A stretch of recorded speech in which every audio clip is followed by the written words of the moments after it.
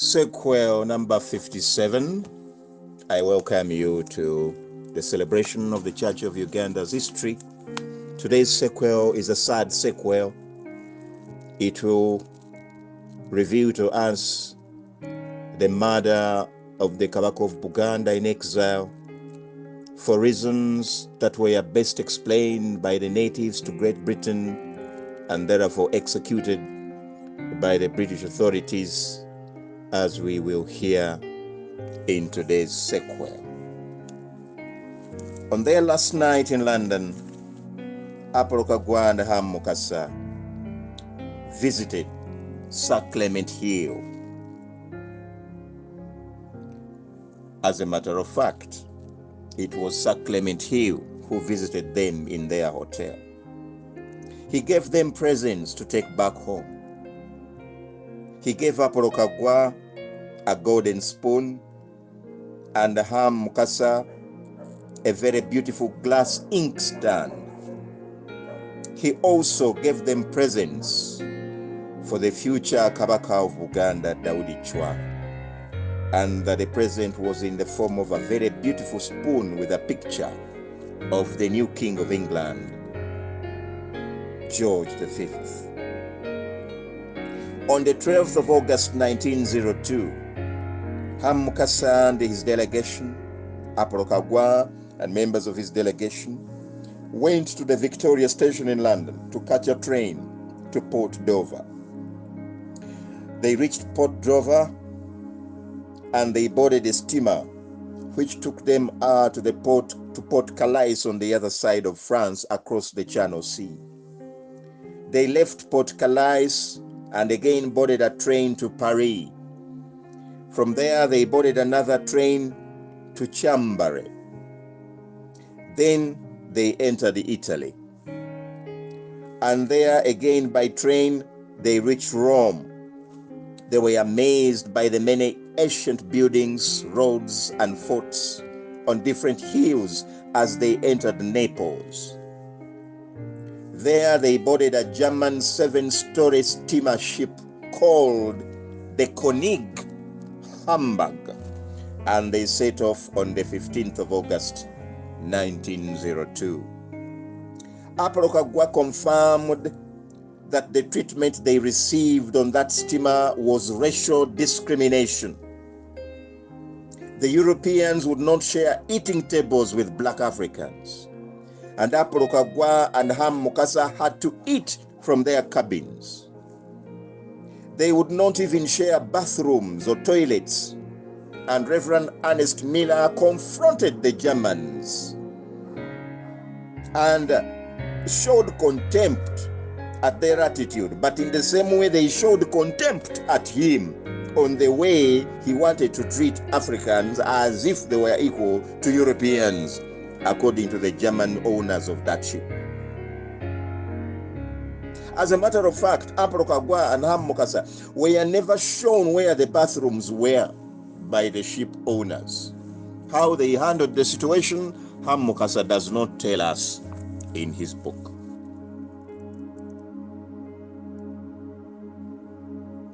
So what did they do? They used to go and attend music and band shows. They used to go into shopping centers. And they also used to go into dancing halls, and they would spend their time there than suffer the humiliation of discrimination in the areas of their own cabins. By 21st August 1902, they were in the middle of the Red Sea and sailing uninterruptedly. Soon they arrived at Port Eden, which they left on the 25th of August 1902 by sea, but the sea was very rough. Why was the sea very rough when there was no wind and when there was no thunder, and yet the sea was very rough? Yes, it was very rough because it was full moon. Full moon. I won't describe to you what this means, but for those of you who have some geography, you will prove me right that when it's a full moon, then you cannot be surprised at what happens at the sea waves. The ship completely ignored Mombasa. It never went to Mombasa. It completely ignored. It went straight to Port Tanga of Tanganyika, and from there arrived in Zanzibar, and it docked on the evening of 1st September 1902. Apollo Kagwa and his 3 officials were picked by a gentleman called Kestel Cornish, who came from the British Consul General office, and the visitors were taken to Africa Hotel. At the hotel, the representatives of the Consul General of Great Britain, Sir Basil Shillito Kive, who had been in Zanzibar since 1895, came over to greet the visitors. He told them that the British Consul General had traveled to Seychelles Islands ahead of them. Apollo Kagwa and his translator Prendergast were the only ones to proceed to Victoria, and they were to do so immediately. They were told that Captain Agnew, the port officer in Zanzibar, in charge of all ships that plied Zanzibar, was waiting for them that very night. They were very tired. The sea had been rough, but unfortunately, there was no time to waste. And they were going to use a very modern ship. It was a private French Messageries marine mail steamer. The language is French. Which ship had speed. Therefore, they were not going to suffer very much at sea. As a matter of fact, in 2 days, or even less than 2 days, they would have arrived in the Seychelles Islands from Zanzibar. So Hamu Mukasa and the Reverend Ernest Miller were to remain in Zanzibar. So they were given a special carriage which took them around Zanzibar town on a tour. Hamu Mukasa in his book records that the trip to Victoria never happened. He doesn't say that it never happened, but he doesn't report about it. Why? Because it was supposed to be secret. So it is not covered in his book. He narrates the tour of Zanzibar. And when you are reading Hamu Mukasa's book, you get convinced that Apollo Kagwa was with them during that tour of Zanzibar. And yet he was not, according to the documents in the archives of Surrey at Kew in UK. So Hamu Mukasa recorded that on the 2nd of September 1902, they visited Victoria Gardens to see wild animals, and also visited Aldina Visram, which is true. They visited Aldina Visram, but I will tell you when that happened. It was not that time. It happened much later, and for a reason. Which reason we shall know, probably even in future sequels. They also, according to Hamu Mukasa, visited Kiungani, a place where the Reverend Henry Wright Duta Kitakule had lived. Now, Captain Agnew, the port officer in charge of all ships that plied Zanzibar, had his 2 passengers who he didn't know, but now he had them, and that night they had to set off for Port Victoria, the capital of the Seychelles, on Mahé Islands of the Seychelles. So they set off, and they reached safely. In the Seychelles Island, the British Consul General and agent of Zanzibar, Sir Charles Norton Echumbe Elliot, together with the British Governor stroke administrator of the Seychelles Island, Ernest Bickham Sweet Escort, sat with Apollo Kagwa on arrival on the 3rd of September 1902. Apollo Kagwa delivered the sealed envelope. It was opened in the presence of Apollo Kagwa. The 2 big men, the British Consul General of Zanzibar and the administrator of the Seychelles, opened the sealed envelope and agreed on the order of events.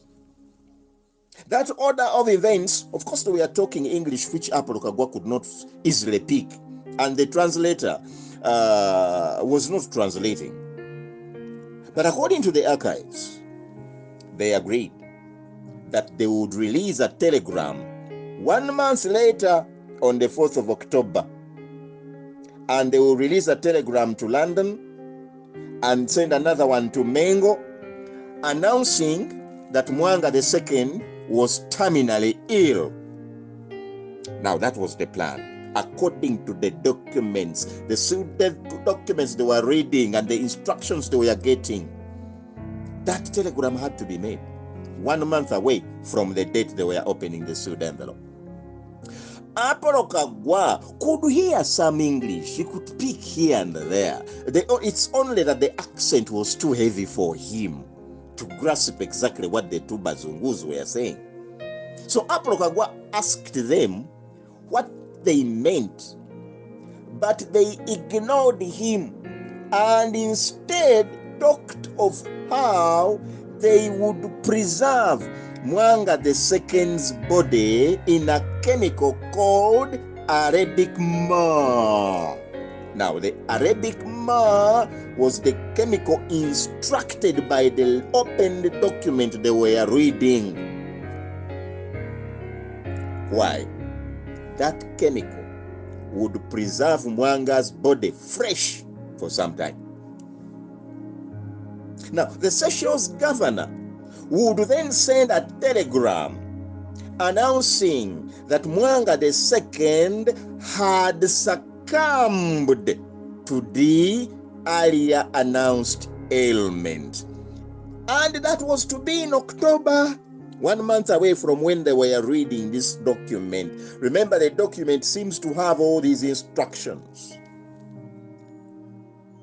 Now, that was the time that the dead body of Mwanga II would specifically be handed over to the Victoria Morgue in Seychelles, so as the death to be recorded in the civil registry of the Seychelles Island, and also be buried in a temporary cemetery in a temporary way, and the cemetery was identified as Mount Freuli Cemetery. Now, this cemetery, its history shows that it was a very old cemetery opened in 1875 in the southern areas of Port Victoria, and by that time it was the largest cemetery in the whole of Seychelles. Apollo Kagwa, who had an interpreter, a Prendergast, Mr. Prendergast, kept asking what the conversation was all about. What was it about? Mwanga's name was part of the story. What is it that was going on? But poor man, not much was told to him. His was to deliver the envelope, not to get to know the details, although them knowing that he couldn't understand what they were saying, definitely opened the envelope and discussed the contents in the presence of Apollo Kagwa. But of course, Prendergast was privy to all this because he understood exactly what they were saying. So how do we then get to know what transpired later? Because Apollo Kagwa does not say so. It is Salima, the wife of Mwanga in the Seychelles, when she returned to Buganda, gave the story to Bagarayaze many years later. And that's how what followed next unfolds, and we get to know, because this is not in the archives. Now, Apollo Kagwa had warned Salima never to say things, even never to say that he went into the Seychelles Island, because it was supposed to be a secret. So Salima, much later in her confession to Bagarayaze is the mother, the Namasole, mother of Mwanga, reveals of what had happened on the 3rd of September when Apollo Kagwa arrived in the Seychelles. She confesses to Bagarayaze that the Seychelles political prisoners resided in an area called La Roche in Mahé, the island, an area set aside with camps for families and the dependents of political prisoners from foreign countries. And one particular exiled king who was very famous in the whole of the Seychelles had arrived there in September 1900, and he had arrived from a prison from Sierra Leone, and his name was Ashanti Naha Pempre of Ghana. He had arrived with a queen mother, Nana Ya, and very many dependents. The camps were separated for each exiled king, but for Ashanti, his was the biggest because he had a very big number of dependents. In Mwanga's camp lived his consort, Salima herself, and Bakazi Kubao, the other wife of Mwanga, who left Buganda together. Now Salima, who was now the one revealing these secrets to Rubagarayaze, says that she had a baby girl at that time whom Mwanga had named Water, or if you want, you can call it Mazi in Uganda. And that Mwanga had picked the name Water in memory of his exile being surrounded by water. The dependents of the political prisoners in their camps were not detainees. Salima was explaining to Bagarayaze that they could move around on the island freely. It was only the political prisoners who were kings who were not allowed to be free. This I think we even saw yesterday using other sources. So Salima is confirming to Bagarayaze. The political prisoners in their camps were on the other hand under constant police watch. Now Salima says that there was an eyewitness to exactly what happened to Mwanga. Salima never witnessed, but there was an eyewitness of what happened to Mwanga, and that person was a worker. As you know, these dependents were free to go and work everywhere in the camp. So this particular witness was a worker, that he was 16 years old, he was a boy, he was from the Ashanti Pempre camp, and his name was Petit Kofi. I want to repeat. Salima tells Bagarayaze that she was not a witness of what happened to Mwanga on that day, but that she's privy to a witness called Petit Kofi, who was a worker from the Ashanti camp. So the dependents of Ashanti camp went looking for work, and one of them was a boy called Petit Kofi who was working in Mwanga's camp, and that he witnessed what happened to Mwanga.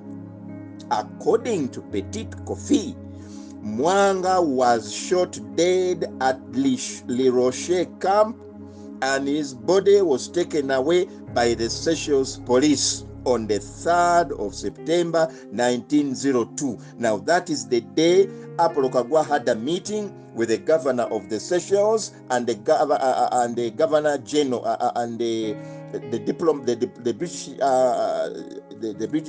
British representative, the Council General, the British Council General of Zanzibar. The day they had a meeting with Apollo Kagwa, the same day Apollo Kagwa arrived is the same day Mwanga II was shot dead, according to Petit Kofi, who witnessed the shooting. Now, Salima confirms that she did not witness it, but that she saw a body being carried away on a stretcher, and that she was asked within minutes of that happening to surrender her baby Water, and that she was asked that she was given some money.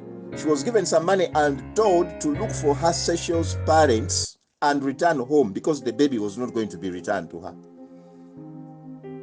Now, on the night of 3rd September 1902, the return trip from Seychelles to Zanzibar began. But the British Council Sir Charles Elliot remained in Victoria. He did not return with Apollo Kagwa.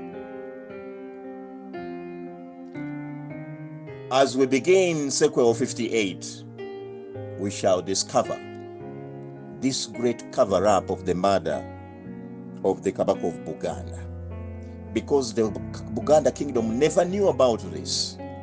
According to the special envelope which they had opened, nothing was to be announced until the following month. And the following month will start with the Mwanga has been infected with a terminal illness, and then subsequently announced the death. What happened? How come all this? Okay, the announcement of the terminal illness we shall see in the next sequel happened, but the announcement of the death never happened. It happened in May of the following year. So what happened? What went wrong? We are going to see this in the 58th sequel. As for today, having heard these sad events, proved by eyewitnesses, proved by the documents of the British, proved by the secrecy involved, proved by Ham Mokasa not writing some things, we can now know exactly what happened. There are those who have always said that Mwanga II was killed by Apollo Kagwa. I don't know whether this is what you meant, because the eyewitnesses are speaking of the Seychelles police. But anyway, Apollo Kagwa is on the ground. And I think in law we are told that you don't have to pull the trigger to kill. You don't have to. You can be a killer, but you don't have to pull the trigger. Maybe that will make our night today as we wait for tomorrow's sequel. May the good Lord bless us all. Amen.